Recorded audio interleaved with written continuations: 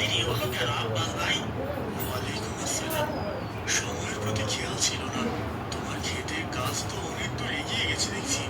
হ্যাঁ, আজ একটু সকাল সকাল বেরিয়ে পড়েছিলাম তো। আমিও তাড়াতাড়ি কাজে লেগে পড়ি। আপনি অনেক দুশ্চিন্তায় আছেন মনে হয়। কি হয়েছে আব্বাস ভাই? বিপদ আপদ কিছু হয়েছে নাকি? হচ্ছে, কিন্তু এখনো ওর বিয়ের ব্যবস্থা করতে পারিনি। মেয়ে বড় হলে বিয়ে তো দিতেই হবে, কিন্তু এটা নিয়ে তো দুশ্চিন্তা করার কি? বাবা তোমার মুসলমানি হয়ে গেছে, উঠো।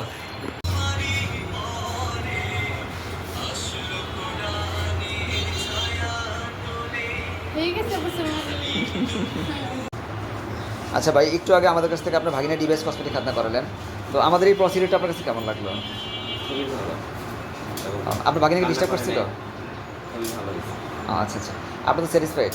হ্যাঁ, অবশ্যই। তুই ব্যথা পেয়েছিল বাবা? হ্যাঁ, ওকে বাবা, তোমাকে ধন্যবাদ।